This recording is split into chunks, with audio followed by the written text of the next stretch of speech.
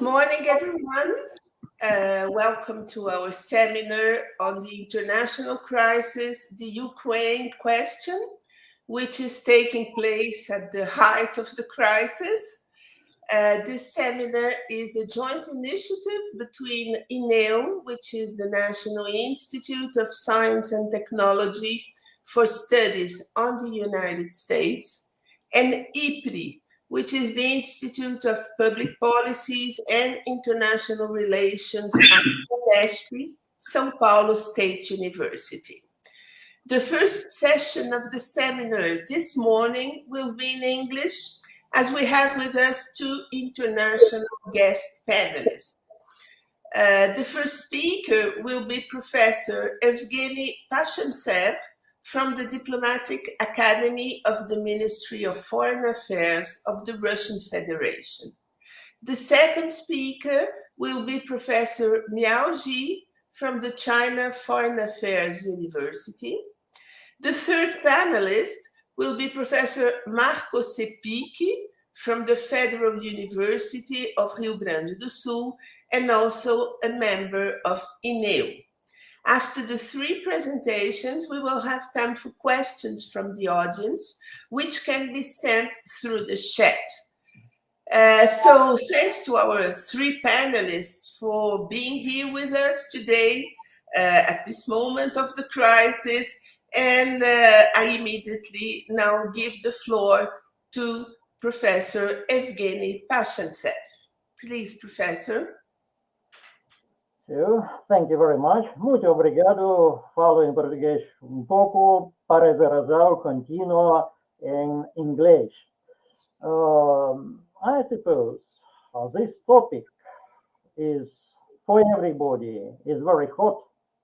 My research on many years on different international crisis issues over the past 40 years has dealt with many acute problems in various regions of the world where blood has been shed.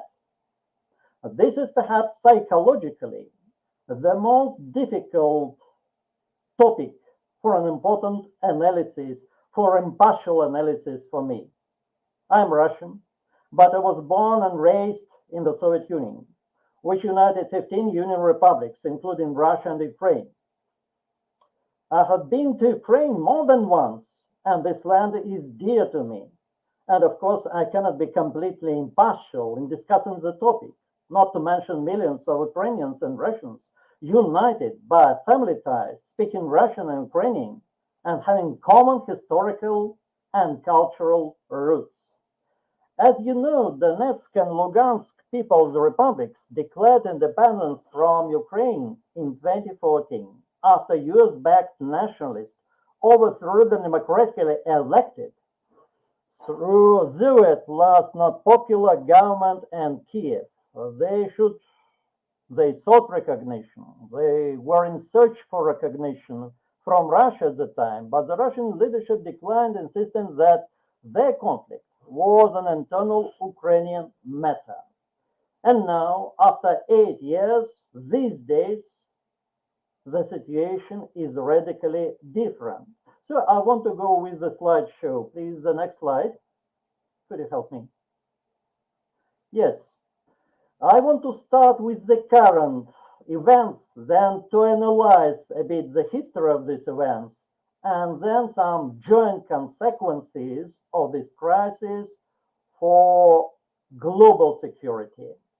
Security demands of Russia and the Ukrainian question. In December last year, the Russian Foreign Ministry published the drafts of two treaties. You know, these drafts, I suppose, they include the most important demands from Russia to NATO expansion, to end the NATO expansion to the east, withdrawal of the alliance's weapons to the positions of 97, and the non-deployment of strike weapons near the Russian borders.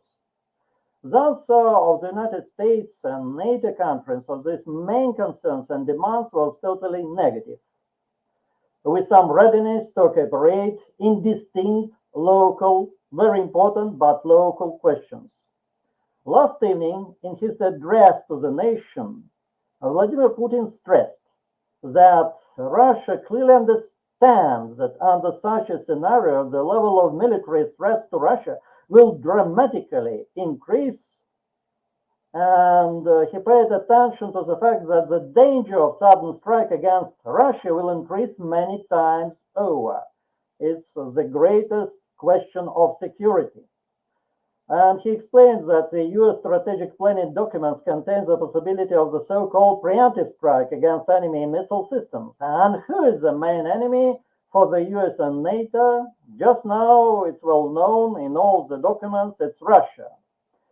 In NATO documents, Russia is officially and directly declared the main threat to North Atlantic security. Alas, it's a very bad thing for global security when two leading powers with nuclear arms are in direct contradiction with each other, and Ukraine is a part of this contradiction.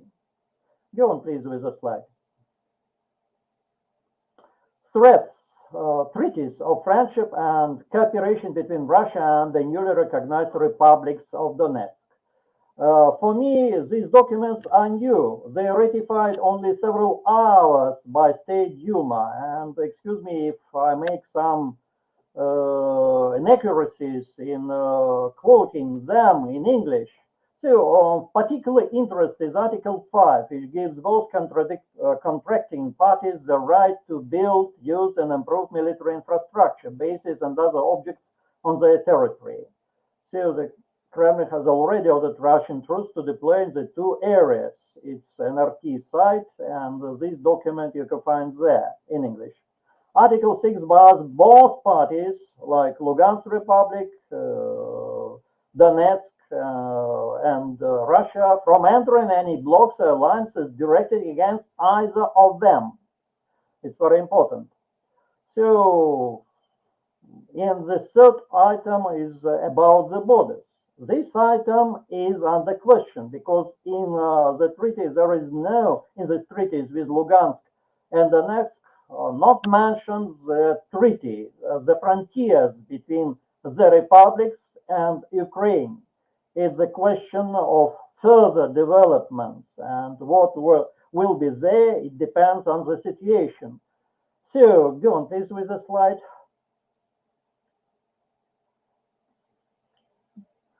So, to understand the current situation, we should go back. Why it is so important for us, the situation in Ukraine? From the first point, they strike weapons can appear on the Ukrainian territories, and the NATO do not shut the doors for Ukraine to enter NATO. And if this strike system appears on this territory, they, with conflict of Ukraine on the territories of Donbass, which proclaims themselves, and now officially through treaties recognized by Russia, also the question of Crimea, and if Ukraine becomes the member of NATO organization, it will be possible the direct contradiction between the USA and Russia, between NATO with 3 atomic powers and Russia. So in this case, the threat not only to the participants of this conflict, but to all global peace is great, and the liquidation of the mankind will be possible. That's why this question is very important to everybody. What is the role of the USA in coming to power extreme nationalists? I mentioned this. It's for some, it's a discussional question. Those ones who do not talk about the Ukraine question, they only look at the map and see the great power Russia with atomic weapons and Ukraine. To understand the second part of this question, it's the internal question of Ukraine. Why in Ukraine came extreme nationalists and Nazi groups? The minority of people outside of Ukraine in the world know this fact. So you see through all these documents, they published officially that the CIA and different securities, They supported, they have direct contacts with Nazi after the Second World War. Go on to the next slide, please. So I especially recommend to look through this report. It's an open access titled Hitler's Share, Nazi War Criminals, Use Intelligence and the Cold War. These criminals, these Nazi, were used by different securities, US securities, during the Cold War in contradiction, in fight against the Soviet Union. The days of the Cold War, you perhaps know that Salazar, Portugal, Nazi regime supported Hitler, was a part of NATO organization. Greece, during the black colonels in power in 67, 73, very reactionary regime, many thousands of people were killed by the authorities in Greece, was also a part of NATO. Turkey, with military regimes, right-wing regimes, several coups took part in 60s, 70s, also was a part of NATO. And now this tradition, because of global campaign against Russia, is supported once again by the US. Support Nazi in the Ukraine. Go on, please. So you see this report, Nazi, many thousands of these supporters of German Nazi took part in different criminal acts against, they killed many thousands of Ukrainians, Russians during the Second World War on the territory of the battlefield of the Soviet Union with Germany. And they found many of them refugees with the help of the Western securities. I mean, first of all, the United States. Go on. So you see, in 20s, long before these tragic events, on the territory of some Baltic republics, Estonia, the former members of the Soviet Union, the extreme nationalists who openly supported Nazi groups, they were trained by NATO instructors. Here they are very young, sympathetic, and they really want to defend Ukraine from the invaders, but they were prepared to see these invaders as Russians long before these events. Go on, please. So go on. And now, after the coup d'etat in 2014, on the streets of Kiev and other cities, now you can see thousands of them in marches. Many of them has all the modern weapons.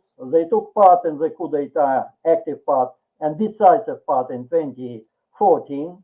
The minority in Ukraine, but with arms and with direct support of the Ukrainian state, they formed themselves an integral part of the new regime in the Ukraine. That's why they openly march by the streets of Ukraine cities. They control Ukraine in many aspects, and this ideology in the country with the second and Euro army is very dangerous for Europe, for democracy in Europe, for citizenship in Europe. And blind eyes of NATO organizers in European Union is very dangerous such situation that they do not accept these tragic realities for the Ukraine. Go on, please. So the first head of the security service after the coup d'etat, Valentin Nalyvaiko, connected directly both with CIA and the right sector, SEMINÁRIO organization, played an active part in the coup d'etat, using weapons, attacking the government. So, moreover, according to member of the political council, right sector, Oleg Ostrozhenko, the backbone of law enforcement structures of Ukraine, took part in this right sector, supported right sector, and they became the part of new securities in the Ukraine. Go on, please. So, Nazis, a lot of their figures, the leader of the Social National Party, the similar of the Nazi in Germany, was one of the military leader. He was the first ministry defense leader, you see. In this case, you understand why in Crimea first and then in Donbass, the people raised arms against this coup d'etat and thus split Ukraine. Crimea, because the absolute majority of people peacefully here voted on the referendum to be a part of Russia, so the situation there more or less calm. What about Donbass? Russia didn't want, in any case, to destroy the Ukraine, but Crimea historically was a part in the Soviet Union of Russia for many times, and only administrative reform brought Crimea to Ukraine.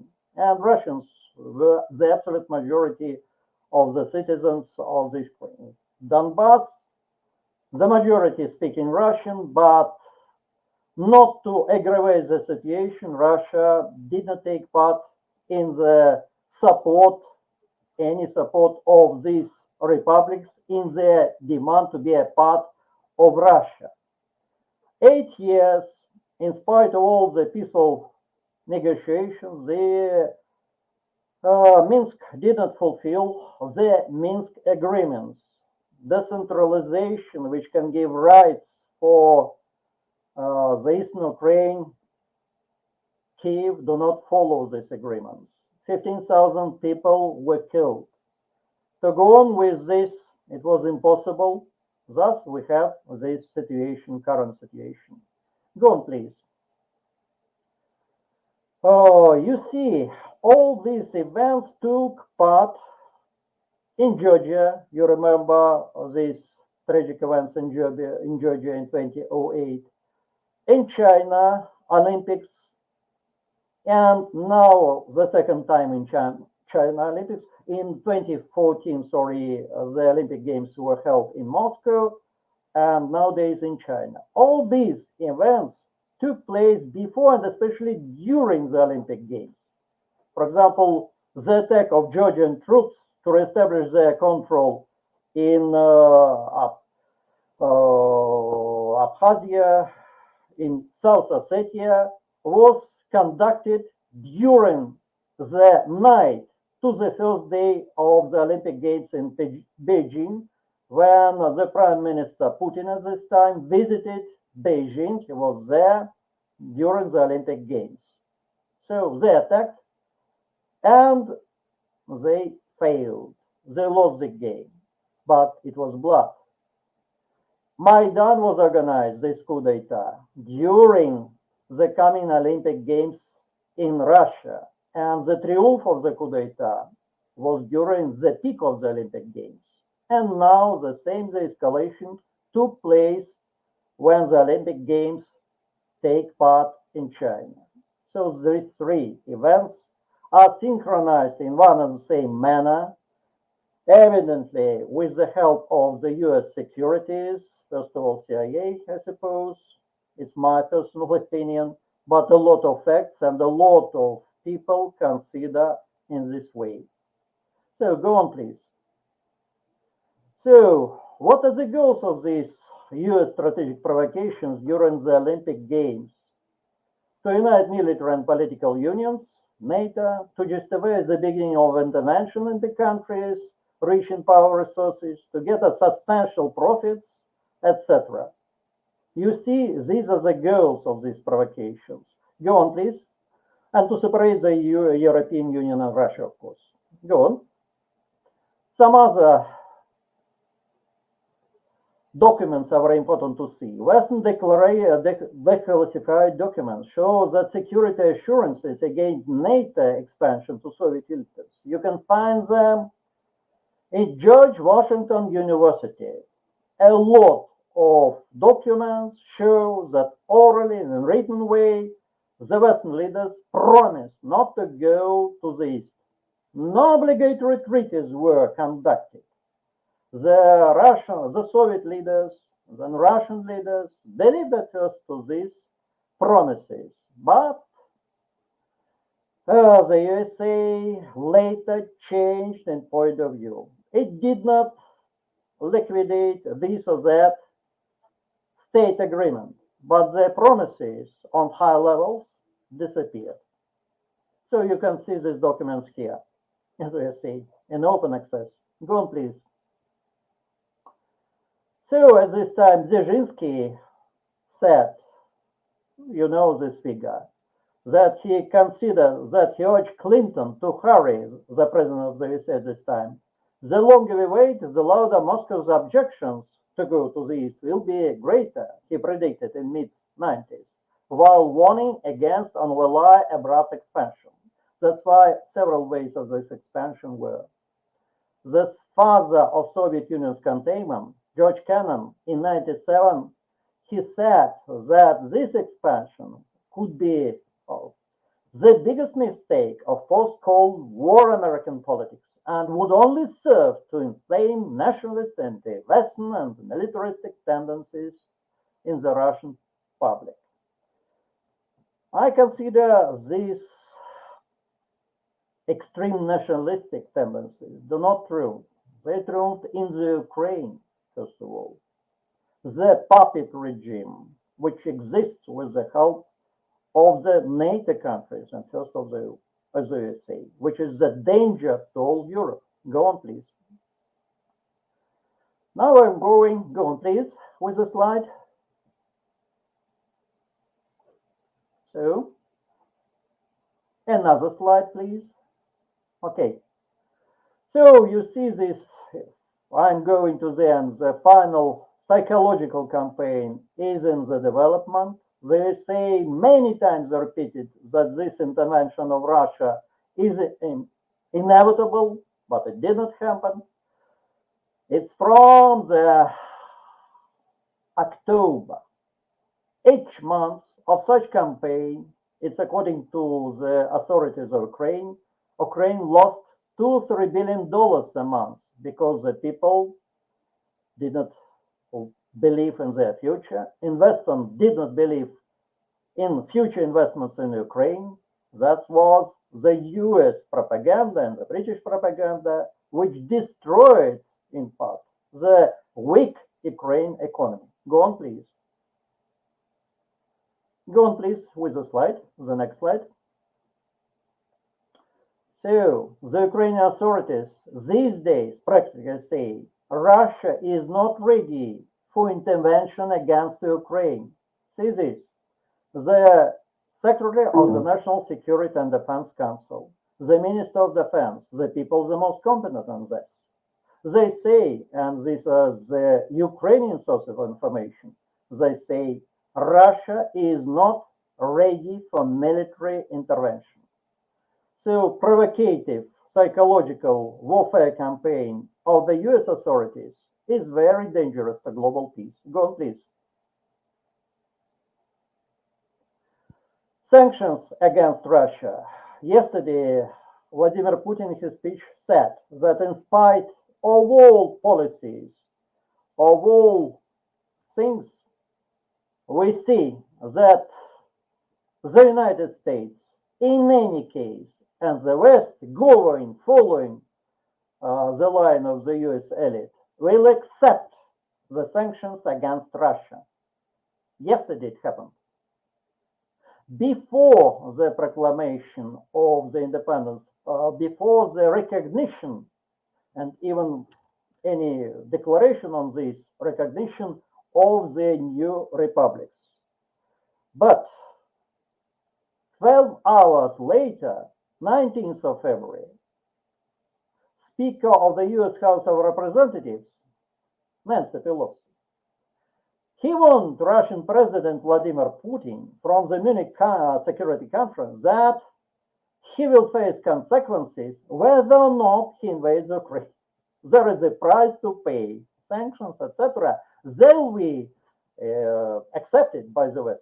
So Putin was absolutely true. 12 hours before Pelosi's speech. So you see, this is the fight against Russia. Why? I'll tell you a bit later. Go on, please. Go on with the slide.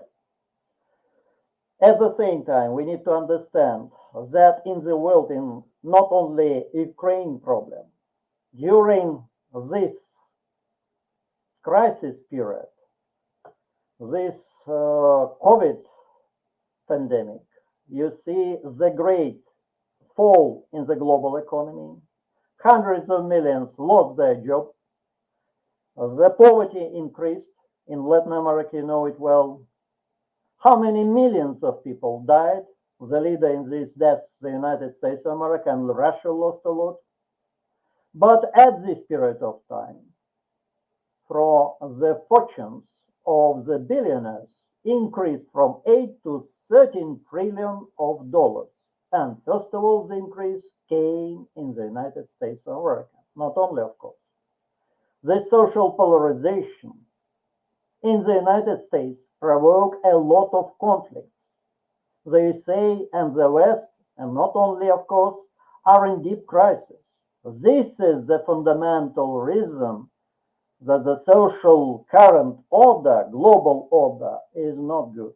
The biggest companies which control the informational throws, Amazon, Microsoft, they got the trillions of dollars in the air on provoking different countries for conflict against each other, because all this information will get from these sources of information, controlled first of all by these companies, not by Russians, Chinese.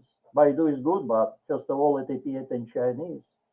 So the part of the world, the biggest part of the world, listen and understand this information from the American British controlled channels. This is very dangerous for mutual understanding between peoples. These consequences are great, and these problems of media giants are great in different countries, in the USA, in the European Union, in China, in Russia. That's why let's solve by joint effort these problems. I come to the very conclusion. So, the next slide, please, the last slide. Conclusion for alternatives for the global security. You understand the first position in these days is possible. These four alternatives. Full-scale sanctions coming against Russia for this situation. This conflict and that more troops, NATO troops, US troops will be in Eastern Europe. Many escalation on the borders between Ukraine and Donbass. They have no frontiers now, and this question is very serious. Perhaps the participation, involvement of Russian troops in this conflict, because Russia signed a treaty of friendship and mutual assistance, and the global negative consequences on regional and global level. Risk for world war much greater in this case, and maybe it will be the last war of the mankind. Moderate sanctions may be taken back. Last sent US troops, nearly 10,000 troops from Eastern Europe, and Russian troops from Belarus. No military confrontation in Donbass, but no answer on Russian security demands. So the troops continue, in general, NATO troops to be on Russian frontiers and to be a threat and possibility to introduce these striking weapons, rockets, everything in any day. They are more and more mobile. It's very easy to do this, and this crisis may appear real very quickly. We have this president in the USA. He was elected with many doubts, with half of population nearly, which didn't believe in the results of these elections. Tomorrow, perhaps, Mr. Trump or anybody else from the Republican Party comes, and any treaties with the USA, we see this on the example of Iran. The deal was signed by leading countries with Iran, but Mr. Trump said no, and now we have a situation where once again these conversations with Iran going on. And if it will be with the Ukraine in the same case, but the Ukraine Nazi, they will not wait. Some of them are very radical, and when they use this chance to attack Ukraine, Russia, Ukraine being a part of NATO, in this conflict of Russia, all other NATO members have to answer. and Russia, thus being in conflict, direct conflict with the USA and Europe, and 500 kilometers far from Moscow, frontiers from Ukraine. Why, from this point, not to expect new Caribbean crisis? Because don't forget, a Russian president, all authorities, all in a open way said, if the USA do not listen to Russian demands on security issues, Russia gave military technical answer. I don't know what kind of answer. It's the decision of the Russian leadership depending on many factors, but you understand well, such procedures, such developments can easily bring us to global crisis and to the war. But once Russian president said, we do not want to see the world without Russia. That's why Russia does not permit any side to attack and destroy Russia first. Like the United States of America, perhaps, do not want to see Russian strategic weapons several hundreds kilometers far from the borders of the USA. We want to avoid such a situation in the interest of global peace. So the answer is on the table of our partners now. No sanctions taking back last sent US troops from Eastern Europe and Russian troops from Belarus. No military confrontation on bus.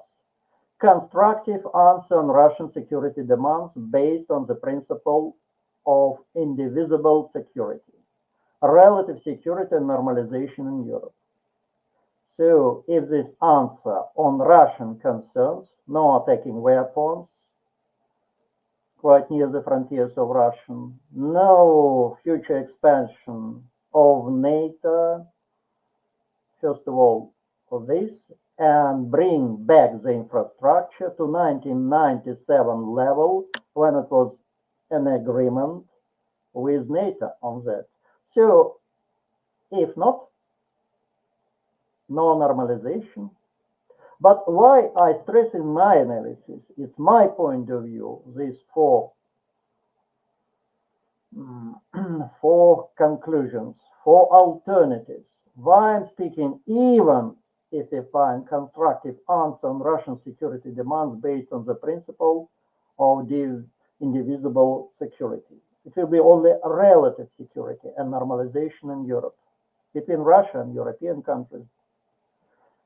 I do not see any strategic long-term normalization based only on the agreements on arms, infrastructures between Russia and NATO. We need to put in consideration that this crisis is produced by the crisis of the economy of the West, first of all of the United States of America, based on speculations, financial bubbles.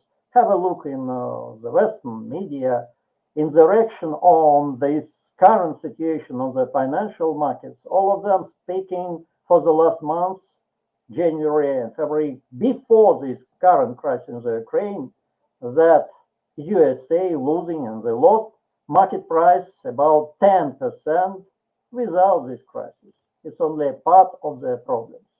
And the attack of Congress, it's a part of internal problems, conflicts in the USA. What's happening now in Canada, extraordinary situation, and the capital in the hands for some time of those who were against the current government. And see the reaction of the opposition in the USA, how they call these measures taken by the government of Canada. All this is the rise of the internal contradictions of the USA, and they want to put the tension from these internal contradictions and to find the enemies in Russia and secondly in China. That's why I see and I read this address of the Minister of Foreign Affairs of China this day, that if the United States recklessly continue to send more and more weapons to Taiwan and go away from the principle of one China policy,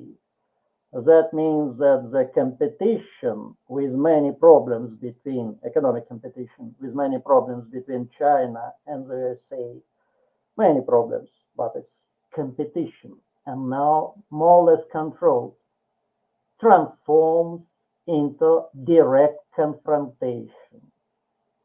And it will be a confrontation which, of course, have a back influence upon all the global world, because it will be a confrontation of two biggest leading economies with biggest also potentials in technologies, in securities.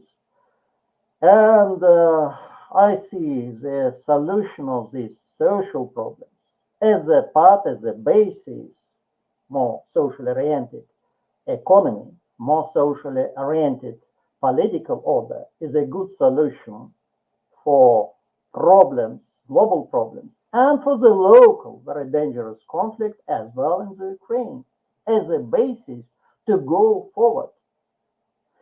I see, and I see very positive reaction from Latin America that during these peaking days of confrontation, from the first who came to the Olympics together with President Putin in one plane was the president of Argentina. The second, the State Department was against the visit of the president of the sovereign state of Brazil to Russia during such a situation before these events, last events, asking him to stress his position, unity with the Western camps. But as I understood, looking through the speeches of the president of Brazil, he stressed that Brazil is an independent country, is a great country, and Russia supports the membership of Brazil in the Permanent Council, Security Council of the Union. I suppose all these are the changes which accelerate in global architecture of international relations and international security after this very local crisis. I doubt a little that the majority of Brazilians or Latin Americans know well where's Donbass. But this Donbass and Ukraine is the very beginning of very, very important changes in the world. We take part in these changes. I support this going on for future safe world peacefully. Thank you for your kind attention. Excuse me for some delay.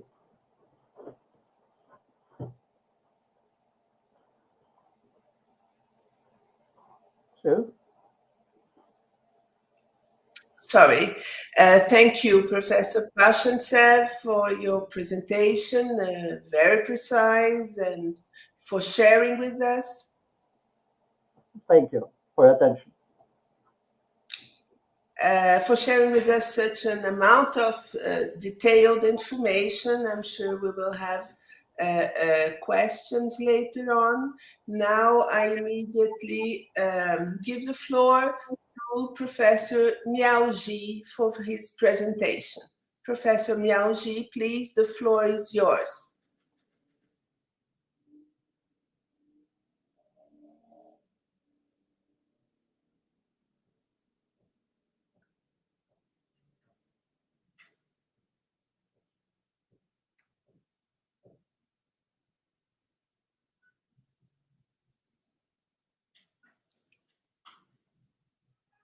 We cannot hear you.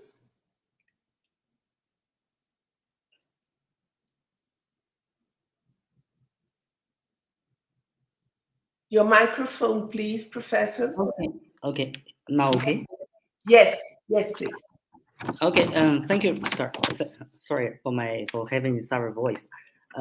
First, thank you very much for your invitation, and thank you for Professor Evgeny Pashentsev for your very informative and inspiring elaboration and analysis of the ongoing Ukraine crisis. First, I have to make it clear that I'm not an expert on Ukraine crisis affairs, and neither am I expert on Euro-Asian studies. But since I cover, I mainly work on the Belt Road Initiative, and so I definitely have a coverage of some Euro-Asian affairs. And so I would like to provide initiative analysis and observation of the Ukraine crisis, and give some basic understandings about how China sees the Ukraine crisis, how it will affect our strategic environment, say China-Russian relations more broadly. Sorry, okay. Okay, so first we have to be aware that Russia and Ukraine actually has very deep intertwined history, social, cultural, economic ties. Actually, most of the defining events in Ukraine history is related to the Russian Empire, the Soviet Union and Russian today. And the crisis, today's crisis, was believed to start from 2014 during the Cultural Revolution, when we had a power shift from the more pro-Russian leadership to more pro-US one. And then the Russians' annexation of the Crimea Peninsula, and say we had some military conflicts in Donbass.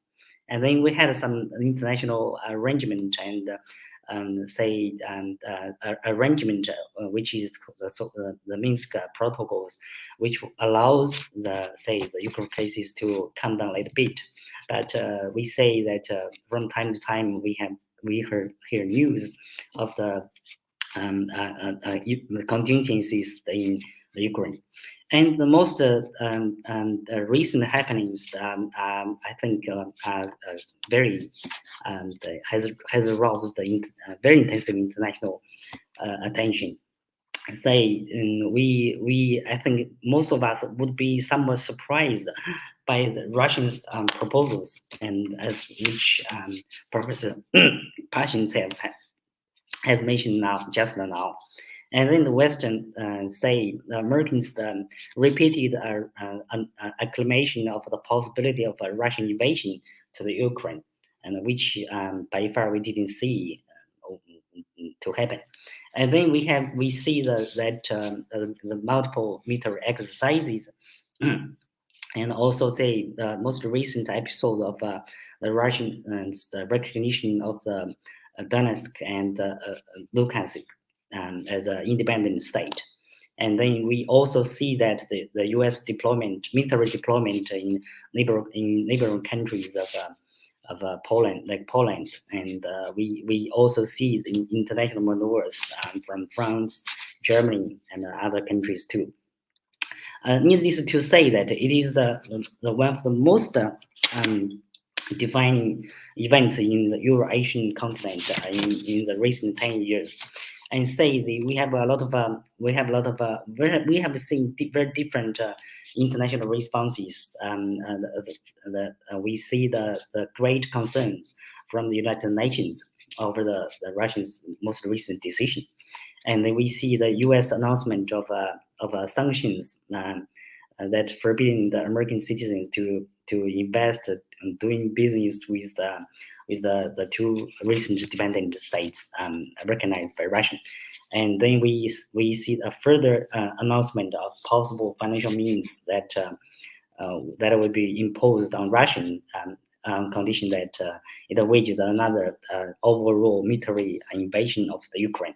And then we see the French and the UK's condemnation. And then we as Chinese, I think it would be not surprised for China, but may somewhat surprising for the outsiders that the Chinese response is that we require the respect of the reasonable concerns for each country and we also require respect of the principles of the United Nations Charter.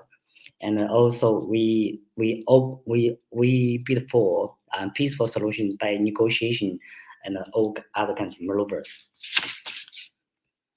and say that we of course, as I mentioned, we have a lot of bilateral maneuvers between U.S. and Russian, and say we also see that between the Ukraine and Russian, and also we see both at summit level and foreign minister level, and we see many European maneuvers, and say the most recent dialogue between.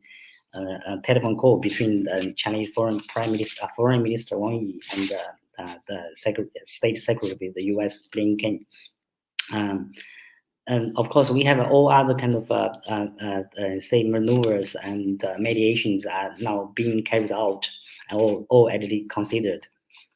We see that despite that the U.S. has repeatedly claimed the possibility supported by the U.S. intelligence services that there would be a possible Russian invasion of the Ukraine. Generally speaking, people here are very clear-minded that we generally don't believe that it is in Russia's interest to really launch military actions over Ukraine. I think, generally speaking, we believe the major reason is that Russian hope its security concerns, especially the major security threat being addressed between the U.S. and Russian framework as well as the NATO framework, and especially we believe the basic the present. Say either in terms of military budget, in economic size, economic structure, and especially of Russian, which is highly reliant on export energy and resources, and also it has already been affected by the sanctions starting from 2014. So it is not in the right position, or it is not in the interest of Russia to have such an action or to make such a choice.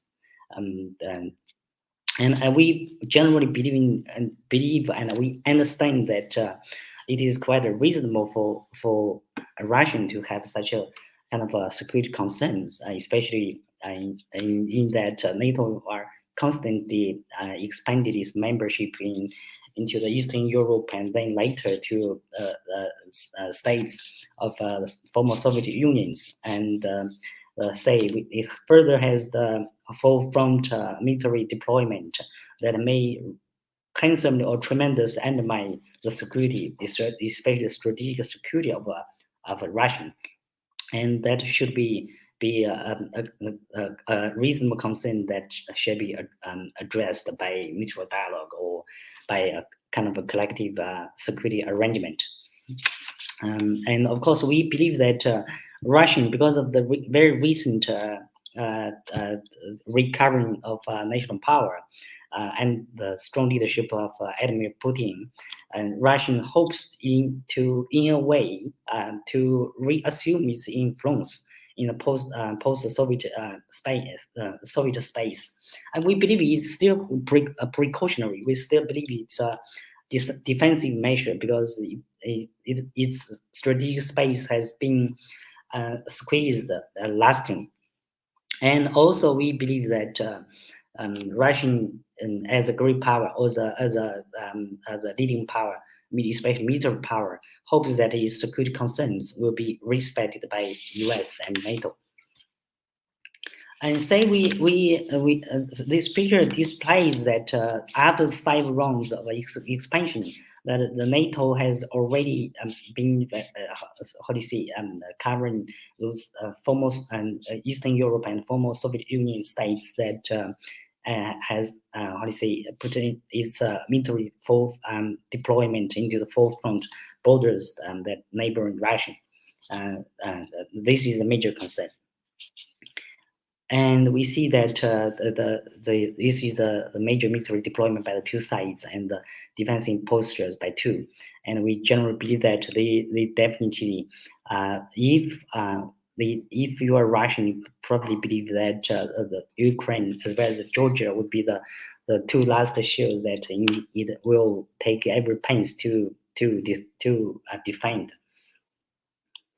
And we see that in the late 1990s, the former Prime Minister Primakov has made such a kind of assessment of how and why a NATO expansion to Russian former Soviet Union sphere of influence will affect the security of Russia. The first is that once the NATO expanded to former Eastern European countries, Soviet socialist European countries, and then later to say the former states of Soviet Union, then it will be allow the United States to shift its military deployment into to areas that are close to Russia. And the second would be that once NATO expanded to Central Europe and also to former Soviet Union regions, then it has an excuse to circumvent the United States Security Council, to take military actions in the name of NATO.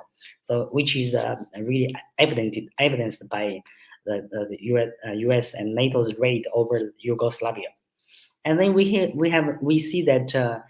Actually, when Russians believe that a NATO expansion is generally almost inevitable, then there would be, after kind of a maneuver and compromise, Russia and NATO had some compromises that NATO will have no further military deployment in the new member states, especially that in countries that constitute a part of the former Soviet Union. But we see that that was immediately violated by NATO's deployment of soldiers in Romania and Bulgaria. And we also see that there's a lot of warning from the pundits like Henry Kissinger and also George Kennan, as just now mentioned by Professor Pashentsev, that he actually consistently warned NATO and the United States not to make immediate entry of the Ukraine and Georgia once that they already made that kind of decision to include the two countries.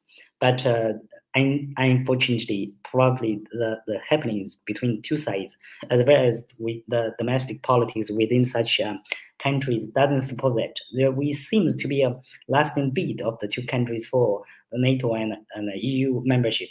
So this is why the United States and NATO countries in Europe generally support such an event and seems to really neglect the security concerns from Russia that will lead to a pushback by the Russian side. And we say that the EU powers observing their performance during the present crisis, we see that Germany, France, and UK has already issued condemnation and also announced possible sanction, but we didn't see more detail. But we see that for European countries, and because of the traditional economic and energy ties with Russia, so they hope to leave some space, and they have a generally differentiated policy from the United States, and that allows space for mediation and improvement of bilateral relations with Russia. And also from this time, I think the European Union already realized that it is also kind of a overall dependence of European countries over the United States and NATO. And as we can see from NATO's expansion and EU enlargement, whenever a member states joined NATO and say within months later, 1 year, 2 years later, they will achieve EU membership. We see there is a kind of echo between the two. And also we see that actually during the NATO's expansion, we didn't see the European Union has already played a very active and important role during this process. They almost generally pushed by the United States, even though some of the expansions were requested or actually urged by the European Union side. And we also see that for European countries, their security agenda are overwhelmingly focused on the postmodern issues like cybersecurity, global warming, and immigrants and such issues, so that they have no real say over traditional security matters like territory, nuclear issues, nuclear weapons, and other very important traditional security issues areas. And also we see that from this time, European Union's security autonomy will further be reduced, even though they even do not have a lot of so-called autonomy now. And we also see that after this crisis, the European Union or the European countries especially will try to substantially reduce the energy dependence on Russia. And maybe this will be maybe jeopardizing the Nord Stream 2, which has been requested repeatedly by United States to cooperate. Well, sorry, excuse me. European countries will insist on carrying on the project because it is in their interest. And we also see that there seems to be a competing security concepts and norms by different parties. For the United States, we believe it has a systematic and global hegemonic security agenda, and so say the Ukraine crisis is only part of its global strategy, a security strategy, especially in terms of strategic competition with Russia and China, and so each of the even NATO, even France, Germany, Ukraine, and even Russians, their security interest could be sacrificed, or the United States could make their choice based on their calculation of security interest at the cost of others, which we believe to be only partial part of the system, a part of the architecture. And of course, we see that it is also the United States' intensive involvement is also a face issue. It doesn't want to lose a second one after its retreat from Afghanistan.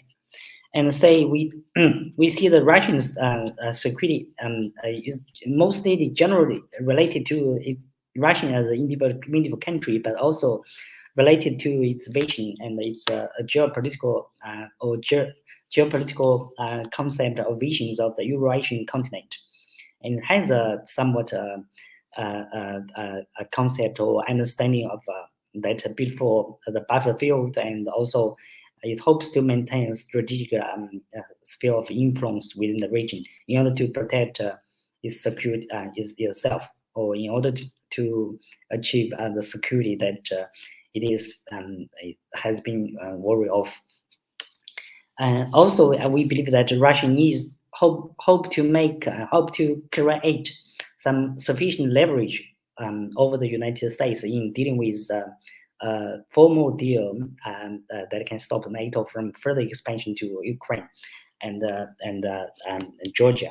So that's why Russia has displayed a resolution determination in this event, including the most recent move of recognizing the two states. We believe that. Sorry,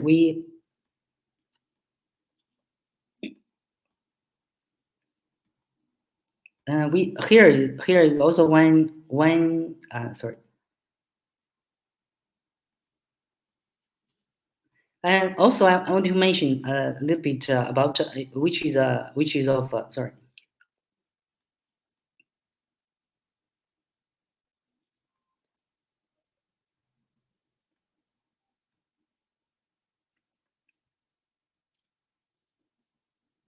Sorry.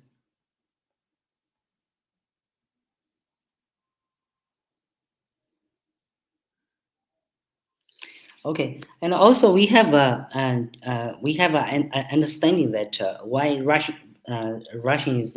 is so resolute, while actually the United States will finally choose to talk with Russia. I believe so. Is that we believe that the Ukraine issue will remain an important interest for United States, but it constitutes a vital security interest for Russia. So Russia could do a lot, or almost everything, for Ukraine, or to stop Ukraine from entering the NATO.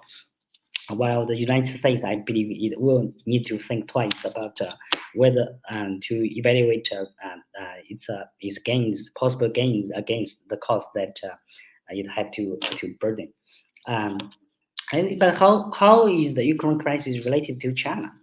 I think, generally speaking, we will after this crisis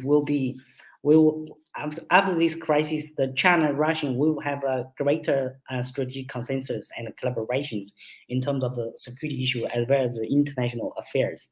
Especially in that we both are against NATO expansion, and we both support a global strategic balance, and we also both we are against the Western intervention, especially interventionist moves in the Euro-Asian countries, and also this side it will be a test for China's foreign policy. And China-Russian relations as well. It's not really a test, because, how do you say, based on the Chinese non-interference policy, as based on the comprehensive strategic partnership between China and Russia, we will have those kind of a strategic understandings between each other, and we'll take into account the security concerns from both sides. So, and of course, whenever possible, we will provide strong strategic support for each other's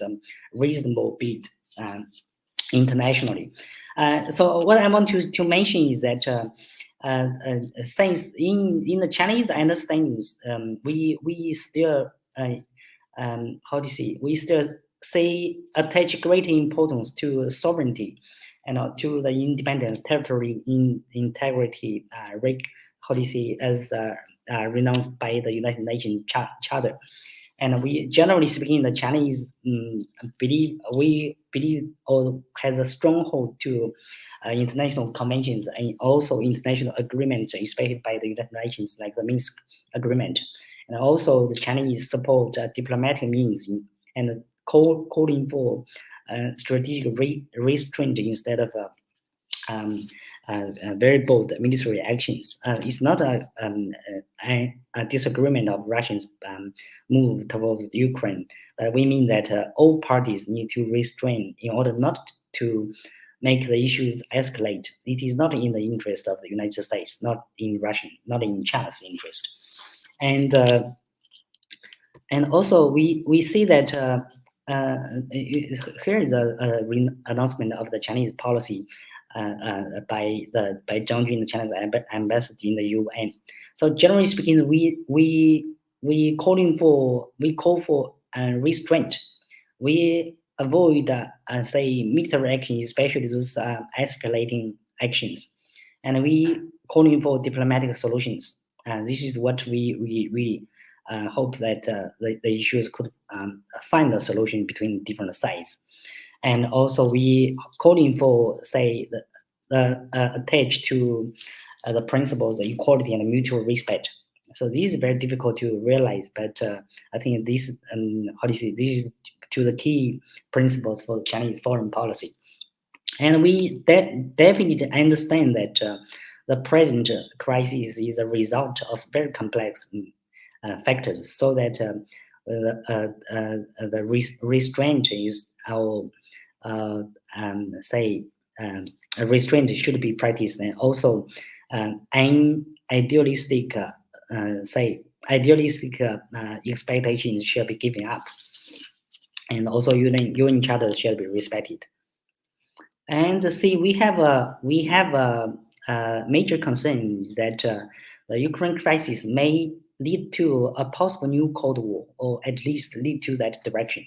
We see that as China is a still growing economy, and we have a major stake in peace, stability, and economic cooperation in the Euro-Asian continent.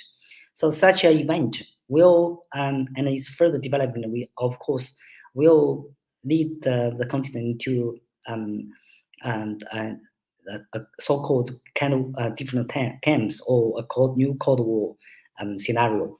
And we see that there is a pan-securitization of the continent agenda. We are against this. We hope that the major agenda of the Eurasian continent remain economical, remain cooperative, remain more based on institutions instead of continuous tensions. And we believe that another side effect possible happening would be that Russia may attempt to utilize its multiple regimes for its security ties, in which China are generally a member, including Shanghai Cooperation Organization, say the Euro-Asian Economic Union, which led by Russia, and also we have the Greater Euro-Asian Partnership, which is a joint initiative between China and Russia. And so, and also, and mostly important, we believe that the recent happening in Ukraine crisis will possibly and probably jeopardize our mega Belt Road initiative and say the emerging framework proposed by Russia and China, which is the Greater Euro-Asian Economic Cooperation, the Greater Euro-Asian Economic Partnership, which is more economical, more cooperation, more connectivity or infrastructure project that allow China and Russia to benefit economically, while allow the countries in the Euro-Asian continent to benefit economically and also enjoy the stability based on economic growth. So here is some say the two graphs that showing that the Shanghai Cooperation Organization and its recent enlargement in terms of membership, and the Euro-Asian Economic Union, which we believe is on the right track and is lies in China's interest if we really focus on economic cooperation and help stabilize that region for further collectivity, infrastructure, industrial parks, economic growth, which will finally be a real solution, a final solution to security. Okay, thank you. I would like to stop here. Thank you very much. Thank you, Professor Miao. Thank you for your presentation, a very insightful and comprehensive analysis. And now I give the floor to Professor Marco Cepik for his presentation. Cepik, the floor is yours. Thank you. Good morning. First, I would like to thank you, the INEU and IPPRI, for the invitation to participate in this event. And also, I'd like to salute Professors Miao and Evgeny Pashentsev and my dear colleague Flávia Campos Mello. And I would like to add some comments following these two very insightful presentations. But I will anticipate and say that the bottom level conclusions of the three presentations are very similar. I think we are in the same pace. And I think this is better because there are a lot of uncertainties, and we could, in the Q&A part of the panel, go into the details and some of these uncertainties. And I know pessimism about the prospects of peace is in order, considering the latest events, and I will strike a note, try to strike a more positive note.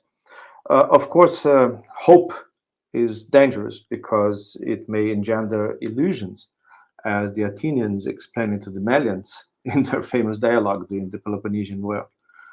Still, I find myself hoping that this severe international crisis, one that is comparable to the Cuban Missile Crisis in 1962, will eventually, in the next few years, become a turning point towards a situation regulated again by formal treaties and institutionally enhanced cooperation between the great powers of our time. And I think what makes me be hoping for that is because we have no shortage of global emergencies and real problems, as Professor Pashentsev and Miao were talking about.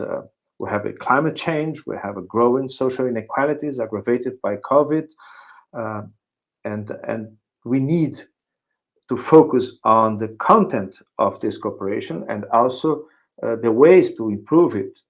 The joint statement by Russia and China on international relations and global sustainable development from February 4th, I think is an historic document because it lays down the contents of this needed cooperation. And also a very interesting framework for achieving a new international order by Professors Hodrick and Stephen Walt from Harvard, I think complements this document by proposing a step-by-step way of going back from the crisis to a meaningful construction of a new order. Well, in opposition of what is needed in terms of international cooperation, what official US and European documents now describe as systemic strategic competition, it's very complicated and dangerous because it triggers an international dynamic that is not conducive to peace and cooperation. Such wording and behavior imply that local wars of high intensity and possible nuclear exchanges are conceivable outcomes for international crisis. So this current crisis in Ukraine is part, as already mentioned, of a broader conflict, another punctuation in a path-dependent trajectory of strategic unstableness, a dangerous path that has been tread since the American decision to withdraw from the ABM Treaty in 2001, the INF Treaty in 2019, and the Open Skies Treaty in 2020. In this sense, we can talk about proximity and distal or ultimate causes for this current crisis. Washington puts a lot of emphasis in proximate causes, such as the mobilization of the Russian armed forces since March 21, and the so-called Putin's decision to attack Ukraine. According to NATO, they are in the political business of avoiding a war and defending the territorial integrity of a half-free and semi-democratic European country. Moscow, for its side, emphasized the distal causes of this crisis, which are the treacherous NATO expansion and the deployment of offensive weapon systems disguised as missile defenses right on its borders. According to Russia and its allies in the CSTO and SCO, they are in the diplomatic business of obtaining legally binding security guarantees, preventing new NATO membership action plans, especially in the cases of Ukraine and Georgia. So both sides not only operate in different time frames for promoting the cases in this crisis, but they try to avoid the ultimate responsibilities to solve this problem. Moscow also justifies its decision to incorporate Crimea and recognize Donetsk and Luhansk republics as a historical duty to protect the Russian-speaking population in the Vostochnaya Ukraine, east of the Dnieper River, which actually comprise over 1/3 of the total population of what is contemporary Ukraine. So, in the process of this crisis, both sides blame each other for the collapse of the Minsk protocols, of targeting civilians in the oblasts of the Donbas region, of conducting cyber and kinetic subversive operations against each other, etc., etc., etc. So there are ways to understand who is right and who is wrong, but it is not a moral problem here. It's as I mentioned, a broader geopolitical and economic and social problem that encompass the whole world. After the disaster in Afghanistan, the Biden administration needs some resemblance of a victory in this crisis to avoid further weakening until the midterm elections. It's very short-sighted, the conduction of this. Considering the European subordination of its positions, I think Biden found a make America great again moment in foreign policy, which is a detrimental possibility, and it has been the short-sighted American way of seeing things since the end of Cold War. It's compromising the future of America and the compromising the future of the world to survive each crisis by provoking military actions and doubling down the bets on the military side of enforcing an international order on based on its own views. Although political considerations are different in the case of Putin and the Russians part, an utter failure in Russia's attempt to coerce Ukraine into neutrality, or what it has been called game over sanctions, will also have negative implications, as Professor Miao mentioned, regarding the prospects of Eurasian and BRI projects. Russia has endured a lot over the centuries, from brutal foreign invasions to self-inflicted terrorists, but it's what has been called a very strong economy. The Kalashnikov economy of Russia has its own vulnerabilities, and I think future will tell who benefits and how this crisis ends. But and it's challenging to look forward during the fog of war crisis. I believe in Charles Tilly in Coercion, Capital, and European States argued that a comprehensive European state system can be reasonably dated to the Italian wars of 100 years before the Westphalian system was actually invented. Of course, neither Guicciardini or Machiavelli could anticipate the future, but they inspire us to apply a critical historical method to understand our messy present. I think we are witnessing the painful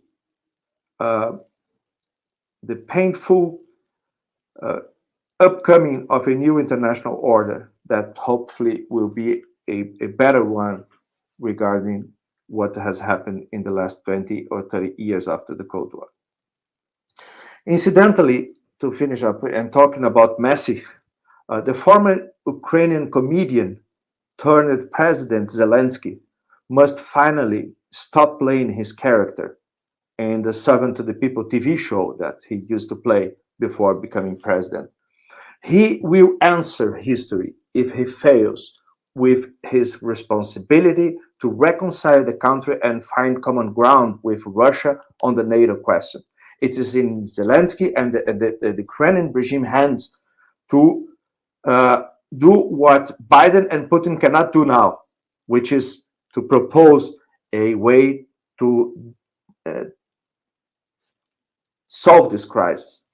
And to solve this crisis, and this is the conclusion where the three panelists are in agreement, is to produce a neutral Ukraine, one that is not going to join NATO.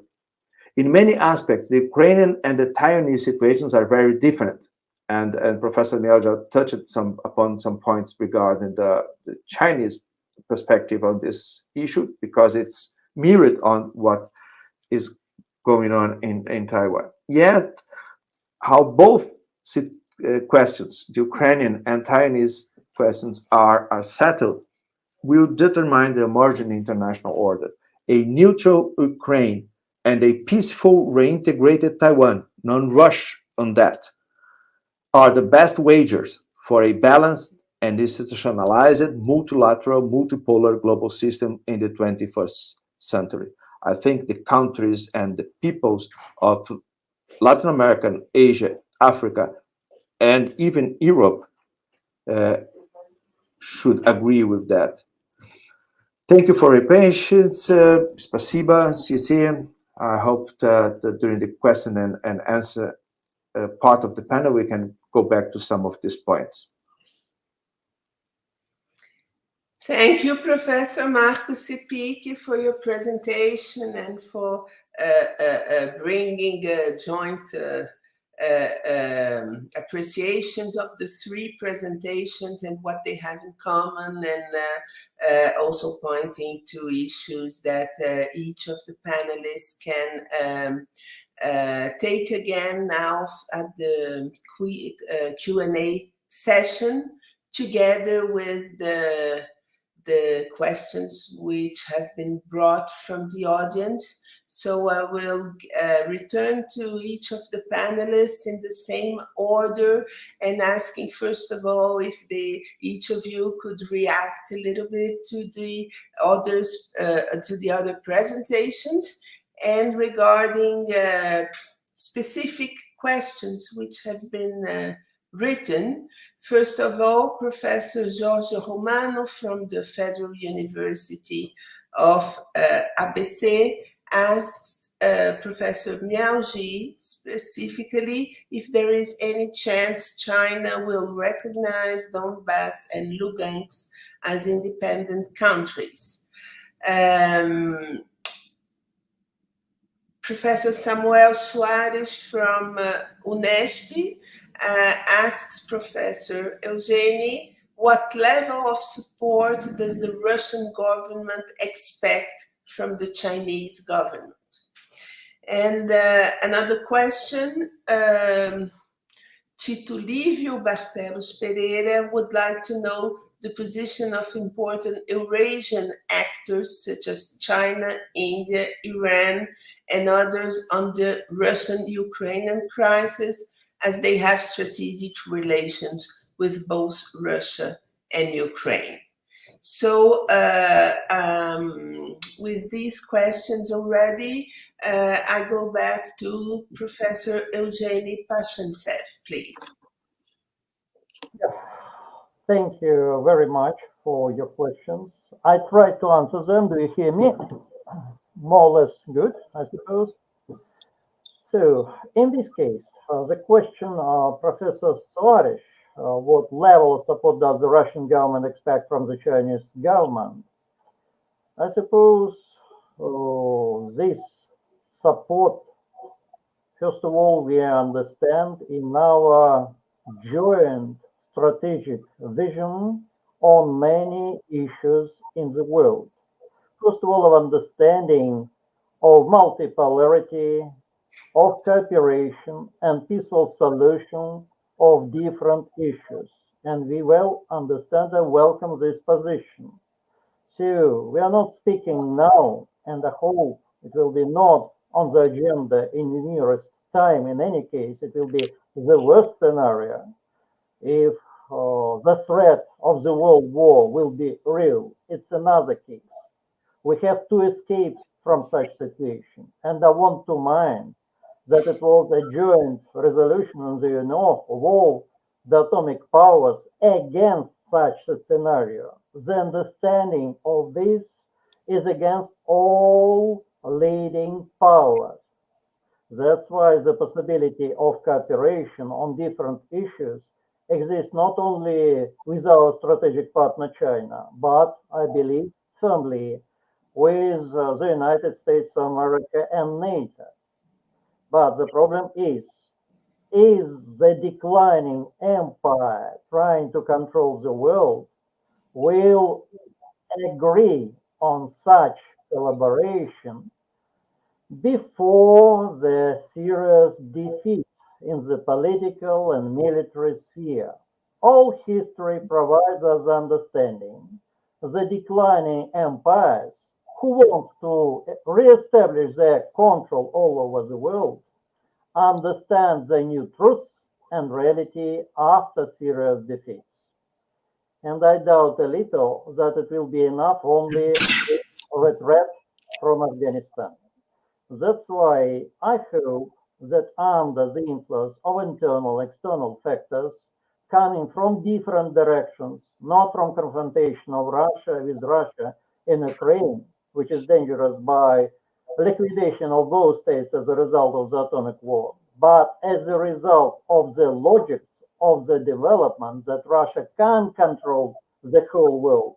Very complicated, and the solution of all problems is possible only on the united efforts of all the human mankind, at least the leading powers, in joint efforts to overcome these problems.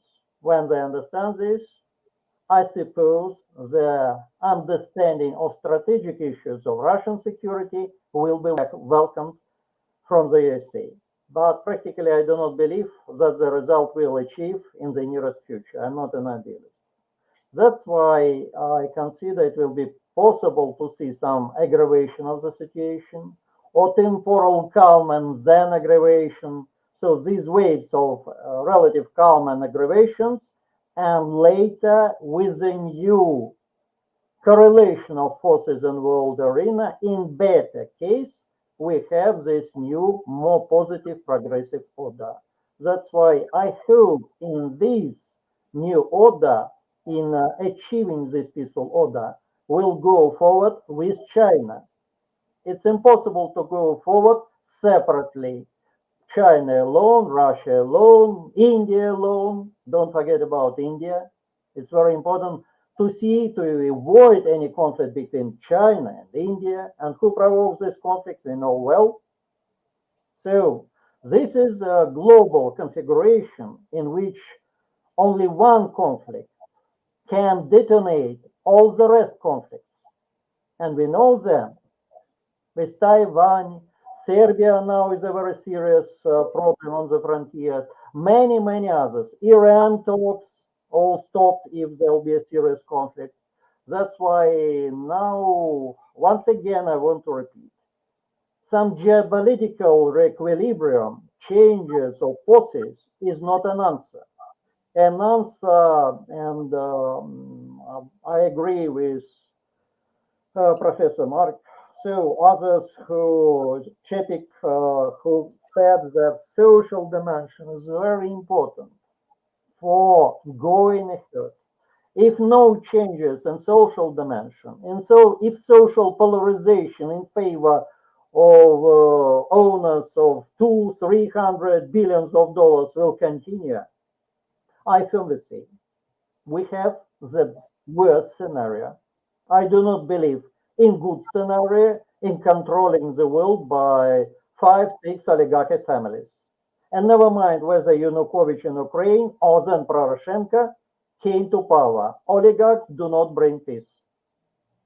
Do not believe in ideal variants. This is the main problem, new social order. If we do not want to discuss these questions, we discuss only the question of reconfiguration in geopolitical games. And I'm against this. Who with whom will be in union against whom? It's not an answer. That's why our task with China, understand, to show the world that we do not want to form a unity, first of all, military, to conquer or reconquer new areas. If the world understands us in this way, we do not win the belief, the trust of the world.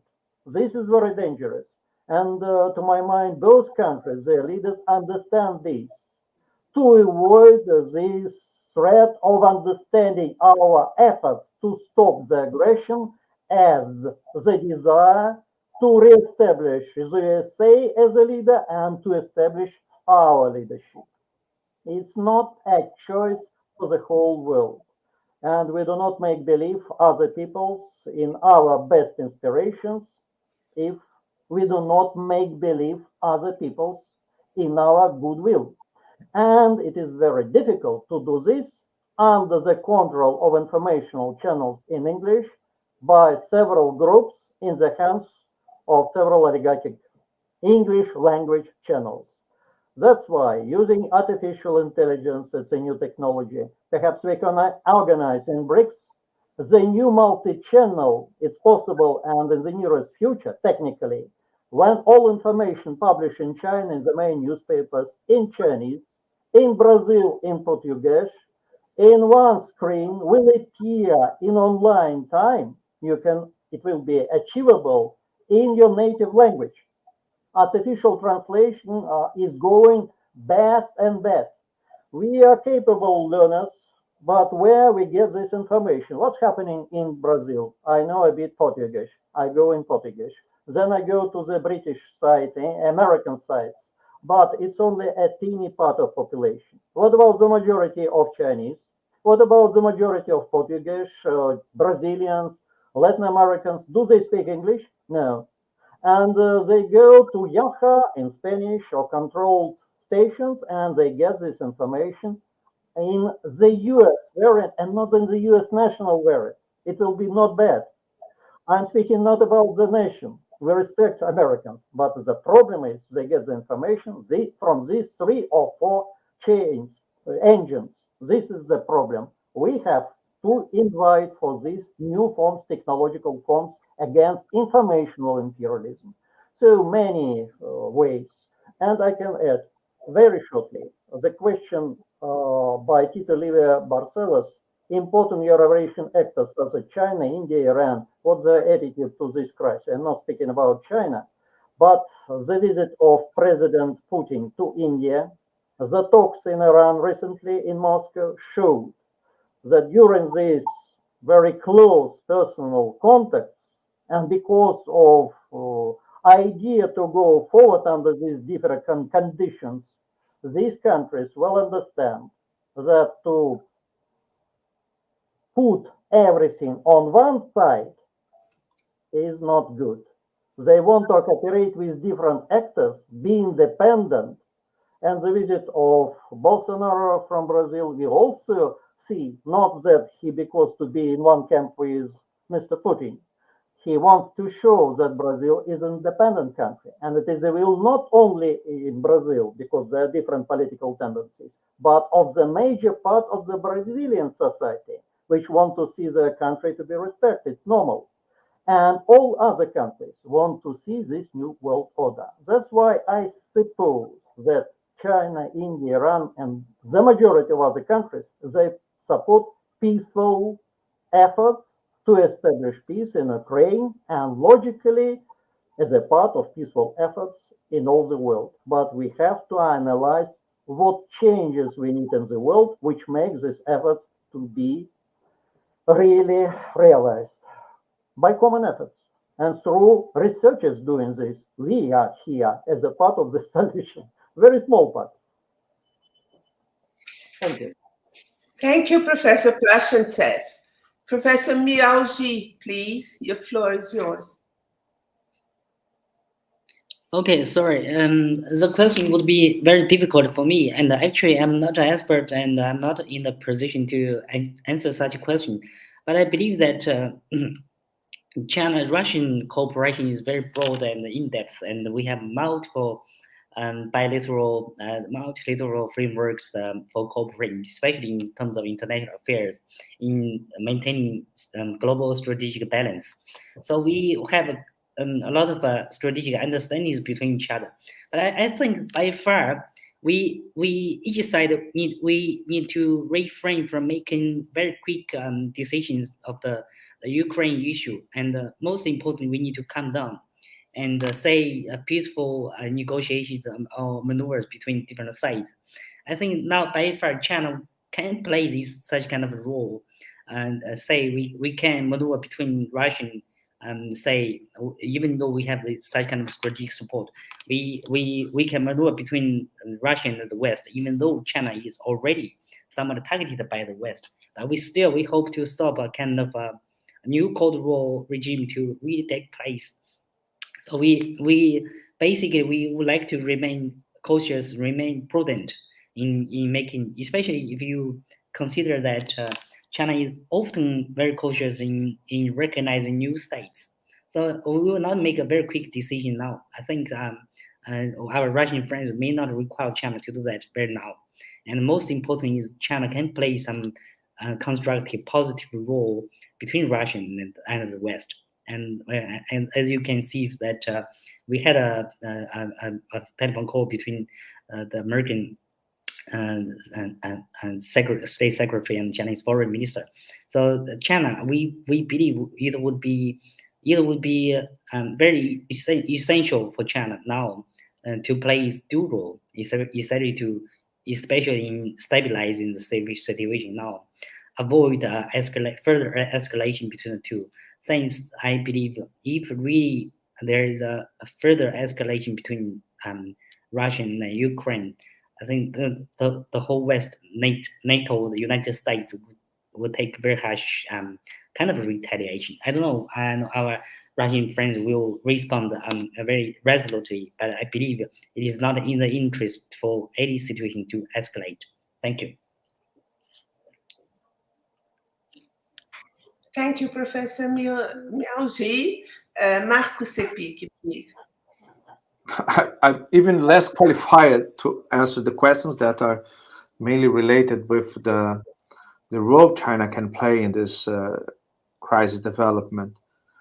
But just to say that I agree with Professor Miao-ji, that from my understanding, China will not rush into recognizing these two breakaway republics from Ukraine, but also because of its economic relationships with Ukraine, China probably will exert symbolically and practically a sort of a quiet economic pressure towards negotiations. I think every moderating force now trying to bring the Kiev leadership into responsible mode would be very welcome now. I think the Ukrainian leadership is illusioned by the possibility of NATO coming to rescue them. They have their own contradictions, as Professor Pashentsev demonstrated, because of the political components that are part of this new regime. I don't think that the whole leadership is Nazi, but of course it's part of the problem. They are very emboldened now by this necessity of doubling down the bets on the participation in NATO. But I think it's in the best interest of Ukraine to be the ones that make the proposition of a neutral Ukraine. So I think China will exert some pressure on that sense, and that comes with the language of UN rules and the Minsk Protocol and a very quiet diplomacy in this sense. But as Professor Pashentsev already mentioned, because of the UN Security Council, I think, and the joint partnership and the level of the strategic partnership between China and Russia now, I think it's very easy to say that no multilateral sanctions will be adopted without by the UN Security Council or strong measures in that sense. Russia could, of course, veto any resolution in that sense, but with the strongest support of China in the UN Security Council, I think the joint statements and declarations already in place will be sufficient to neutralize that. Of course, unilateral sanctions from the United States and European countries will be another thing, but they are also full of contradictions because of the consequence, not only the consequences for Europe in terms of the energy, in terms of their energy dependency from Russia, but also in military terms. India and Vietnam, for instance, will not be welcoming any sanctions against the Russian military equipment exportations or development. So it will not be easy, and not to mention the strong economic foundations of the Russian economy right now. Russia has more than $600 billion in foreign currency reserves, so it will not be easy to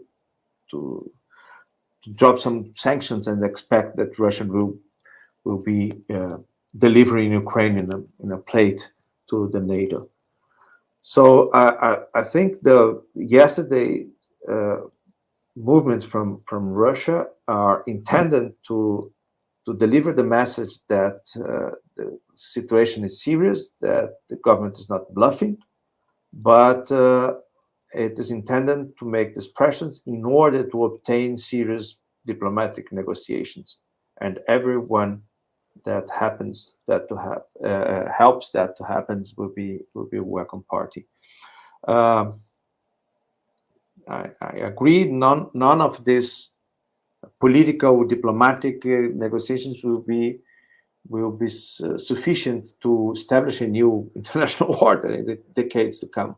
We need to address our biggest problems in the world, problems that are affecting the whole humankind, and single out environment and social inequalities as the both issues that will actually define if we go towards a path of a better world or a dystopic future. At this point, we'll have to wait and see. And I think that this afternoon's part of the seminar will be very important to put more perspective from Latin America and the Southern globe into this current Ukrainian crisis. Thank you. Thank you, Professor Cepik. We still have a few minutes. Maybe Professor Pashentsev and Professor Miao would like to bring some final comments before the ending of this morning session. Professor Pashentsev? Okay, once again, thank you very much for the invitation to this talk. It was very productive, I suppose. But final decision whether it is a bit productive will be our listeners. I want only not to say grateful words to the organizers, but to ask all who listen to this to continue this talk in different academic and non-academic spheres, because we as researchers and citizens from different countries concerned by security issues want to see our ideas to be under very critical approach in different audiences, because what serious questions we raise here, it's impossible to solve them in private conversations. All this virtual era is good, it gives new opportunities, but things will be solved on the streets, on the factories, in business, in military way, in cultural way, and I hope for Latin America, my second desire, that under these difficult times, the development of Russia with Latin America will continue. And it will be, in any case, one of the priorities of Russia in these difficult times. But it doesn't mean that we are against the collaboration with Europe, with the United States of America, and of course with our strategic partner, for example, for China, first of all, India and Vietnam mentioned. We are not alone. The USA wants to represent Russia, it is alone. We feel we are not alone. But first of all, we want to defend global peace. Russia can't feel itself secure in an insecure world. This is the paradigm we follow. We want to build a secure world, and Russia want to be a part of the secure world, not a dominant leader, an empire, etc. Only 1 hour ago, President Putin said, and repeated once again, we do not want to reestablish Russian empire. We want only security in our country and on our frontiers. It's our desire. So thank you very much, and I hope for new meetings to discuss very hot issues. Thank you. Muito obrigado. Obrigada, Professor Pashentsev. Now, Professor Miao. Okay, once again, I would like to extend my sincere thanks to the organizer of this great event who allow me to learn such great ideas, perspectives from Professor Pashentsev and also say Marcos Cepik and also Campos Mello. Thank you very much again. I definitely learned quite a lot from Professor Evgeny Pashentsev. For your great vision, very broad idea about global security architecture, and I think this is very consistent with the Chinese proposal of a comprehensive, common, and cooperative security instead of the unilateral ones practiced by United States and the NATO, as evident in their practice in terms of their expansion, unilateral expansion that undermines all other countries' security, and also at the cost of other countries' security. So this is something that we really need to change. And also, I believe that we need, as Professor Pashentsev has mentioned, we need to mobilize countries and say in different parts of the world, especially India, Iran, Brazil too. We have other regional power, even African countries, until we have a really more multipolar world and more balanced power structure within the world system. We will not really achieve a very balanced, very democratic security architecture. So we really need the engagement of different players. And China is one of the players. China doesn't hope to play any dominant or a so-called leading role. I think we are ready and we are willing to have a constructive and more positive role in building a better world, a more safer world, and safe not only for China, the region, but for all. So I think it requires us to work very closely with all kind of partners. So I'm very glad to say the engagement of a country like Brazil for your great interest in the Euro-Asian continent.